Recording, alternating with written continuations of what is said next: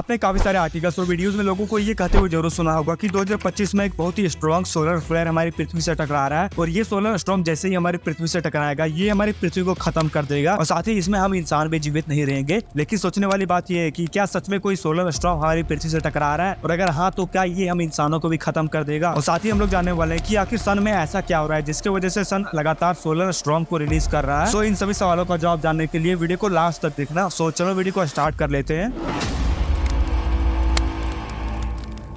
सबसे पहले मैं आपको बता दूं कि ये बात 100% सही है कि 2025 में एक सोलर स्टॉर्म हमारी पृथ्वी से टकरा रहा है, लेकिन शायद आप जैसा इमेजिन कर रहे हो वैसा तो बिल्कुल भी नहीं होगा। उससे पहले हमें ये जानना होगा कि सोलर स्टॉर्म होते क्या है और ये कैसे बनते हैं। तो देखो, इसके बनने का पीछे दो कारण है। पहला है सोलर फ्लेयर और दूसरा है कोरोनल मास इजेक्शन। अगर अभी आप सूर्य को देखते हो तो सूर्य आपको काफी शांत दिखाई दे रहा होगा, लेकिन एक्चुअल में सूर्य शांत नहीं है। सूर्य में हमेशा न्यूक्लियर फ्यूजन होता रहता है, जिसकी वजह से इलेक्ट्रॉन एटम से निकलकर अपना एक अलग स्थान ले लेते हैं और इन्हीं एटम में चार्ज फ्लो होने लगता है और ये प्रक्रिया काफी ज्यादा होता है, जिसके वजह से प्लाज्मा का निर्माण होता है जो मैटर का फोर्थ स्टेट है। और जब इन्हीं प्लाज्मा में उथल पुथल होता है तो इससे काफी ज्यादा रेडिएशन निकलता है और इसे ही कहा जाता है सोलर फ्लेयर। और जब ये प्लाज्मा हद से ज्यादा एक्टिव हो जाते हैं तो ये अपने खिंचाव के कारण टूट जाते हैं। और आप इसे एक एग्जांपल लेकर समझ सकते हो कि जब आप रबड़ को हद से ज्यादा खींचते हो तो वो एक स्टेज में आने के बाद टूट जाता है। उसी प्रकार से ये प्लाज्मा का वेव है जो एक लिमिट क्रॉस करने के बाद टूट जाते हैं और इसी इवेंट को कोरोनल मास इजेक्शन कहा जाता है। और इन्हीं दोनों कारणों की वजह से सोलर स्टॉर्म का जन्म होता है। सोलर स्टॉर्म कुछ और नहीं बल्कि इलेक्ट्रिक चार्ज पार्टिकल और रेडिएशन से भरे होते हैं। और अगर आप सोच रहे हो कि ये प्लाज्मा हमारी पृथ्वी से टकराएगा और कुछ सेकंड में पृथ्वी को खत्म करके चला जाएगा, तो आपको बता दूं कि पृथ्वी को खत्म करना इतना भी आसान नहीं है, क्योंकि पृथ्वी का खुद का मैग्नेटिक फील्ड है जो हमें सोलर स्टॉर्म से बचाता है। और सूर्य से हमेशा सोलर स्टॉर्म रिलीज होते रहते हैं और ये हमारी पृथ्वी से भी टकराते हैं, लेकिन हमारा मैग्नेटिक फील्ड इन सोलर स्टॉर्म को अंदर आने ही नहीं देता है। और इसका कुछ असर हम लोग पृथ्वी के नॉर्थ और साउथ पोल में अरोरा लाइट के रूप में देख सकते हैं। लेकिन जो सोलर स्टॉर्म सूर्य से हमेशा रिलीज होते रहते हैं वो उतने स्ट्रॉन्ग नहीं होते हैं कि वो हमारे मैग्नेटिक फील्ड को क्रॉस कर सके। लेकिन नासा के साइंटिस्टों ने ये प्रेडिक्ट किया है कि जो सोलर स्टॉर्म 2025 में आने वाला है वो हमारी पृथ्वी के मैग्नेटिक फील्ड को क्रॉस कर लेगा और इसका इफेक्ट हमें पृथ्वी में भी दिखाई देगा। और अगर आप इस प्रकार से इमेजिन कर रहे हो कि सूर्य से एक आग का गोला आएगा और हमारी पृथ्वी को जलाकर राख कर देगा, तो ऐसा नहीं है। सोलर फ्लेयर कोई आग का गोला नहीं होता है, बल्कि ये चार्ज पार्टिकल से भरे होते हैं। और ये हमारे इतिहास में पहली बार नहीं है जब कोई सोलर स्टॉर्म हमारी पृथ्वी से टकरा रहा है, बल्कि 1859 में भी एक सोलर स्टॉर्म हमारी पृथ्वी से टकराया था जिसे द कैरेंटन इवेंट के नाम से जाना जाता है। और हर 11 साल में जब सूर्य अपने मैग्नेटिक फील्ड को बदलता है तो इससे काफी ज्यादा सोलर स्टॉर्म रिलीज होता है। और जब 1859 में ऐसा ही सोलर स्टॉर्म हमारी पृथ्वी से टकराया था तो जो उस समय के टेलीग्राफ सिस्टम थे जिसका यूज कम्युनिकेशन करने के लिए किया जाता था, वो बिना इलेक्ट्रिसिटी सप्लाई के एक जगह से दूसरे जगह सिग्नल को भेजने लगे थे। और तारों में बिना कोई इलेक्ट्रिसिटी सप्लाई के इसमें करंट दौड़ने लगा था, जिससे कई लोग घायल भी हो गए थे। और उस टाइम के जितने सारे इलेक्ट्रिकल चीजें थे वो सभी चीजें ठप पड़ गए थे। हालांकि 1859 में जो सोलर स्टॉर्म हमारी पृथ्वी से टकराया था उससे हमें ज्यादा कुछ खास नुकसान नहीं हुआ था, क्योंकि उस टाइम हमारा टेक्नोलॉजी भी उतना डेवलप नहीं था और सभी चीजें इलेक्ट्रिसिटी पर डिपेंड नहीं थे। लेकिन आज लगभग सभी चीजें इलेक्ट्रिसिटी पर ही डिपेंड है, चाहे वो फिर कम्युनिकेशन हो या फिर इंटरनेट या फिर जीपीएस ही क्यों ना हो, ये सभी चीजें इलेक्ट्रिसिटी पर ही डिपेंड है। और ये बात तो पक्का है कि ये सभी चीजें तो खराब हो गई ही, लेकिन जो सबसे बड़ा खतरा है वो हम लोगों को है सैटेलाइट से, क्योंकि हमारी पृथ्वी के ऑर्बिट में लगभग 9000 से भी ज्यादा सैटेलाइट है और इन सभी चीजों में भी इलेक्ट्रिसिटी दौड़ता है, जिसके वजह से सोलर स्टॉर्म का इम्पैक्ट इन सैटेलाइट में भी हमें दिखाई देगा। और अगर ये सभी सैटेलाइट खराब हो गए और ये हमारी पृथ्वी की तरफ गिरने लगे तो ये हमें पृथ्वी से एक एस्टेरॉइड की तरह दिखाई देगा। हालांकि कुछ सैटेलाइट एटमॉस्फेयर में आते आते जल जाएंगे, लेकिन जो सैटेलाइट बचे होंगे वो अगर कोई शहर में गिर जाता है तो वो पूरे शहर को बर्बाद कर सकता है। और मैं आपको रिसेंट में हुए ऐसे ही सिमिलर इंसिडेंट के बारे में बताता हूँ। जब एलोन मस्क कंपनी स्पेसएक्स ने 3 फरवरी 2022 को 49 सैटेलाइट को लॉन्च किया और इसके ठीक कुछ घंटे के बाद 40 से भी ज्यादा सैटेलाइट सोलर स्टॉर्म की वजह से खराब होकर पृथ्वी के एटमॉस्फेयर में गिरने लगे। हालांकि ये सैटेलाइट एटमॉस्फेयर फ्रिक्शन की वजह से एटमॉस्फेयर में ही जलकर राख हो गए और स्पेसएक्स का 165 करोड़ का नुकसान हो गया। हालांकि नासा ने ये सोलर स्टॉर्म को पहले ही प्रिडिक्ट कर दिया था, लेकिन स्पेसएक्स इस चीज को इग्नोर करते हुए अपने 49 सैटेलाइट को लॉन्च किया। हालांकि जो सोलर स्टॉर्म इन सैटेलाइट से टकराया था वो काफी कमजोर था। लेकिन सोचने वाली बात यह है कि क्या हम इन सोलर स्टॉर्म को रोक नहीं सकते हैं? तो जी नहीं, इन सोलर स्टॉर्म को रोकने की टेक्नोलॉजी अभी तक हमारे पास नहीं है। हालांकि इन चीजों से बचने के लिए हम लोग एक चीज कर सकते हैं, इलेक्ट्रॉनिक चीजों को बंद करना, ताकि इनमें इलेक्ट्रिसिटी का फ्लो कम हो और हम लोगों को कम से कम नुकसान हो। और हम लोग सोलर स्टॉर्म से बचने के लिए खास कुछ और कर नहीं सकते हैं इसके अलावा। तो इस वीडियो से अगर आपको कुछ भी नया सीखने को मिला हो तो इस वीडियो को लाइक करके हमारे चैनल को सब्सक्राइब कर ले, साथ ही इस वीडियो को अपने फैमिली मेंबर के साथ भी शेयर करें। सो मिलते हैं नेक्स्ट वीडियो में नए टॉपिक के साथ, तब तक के लिए बाय बाय, टेक केयर।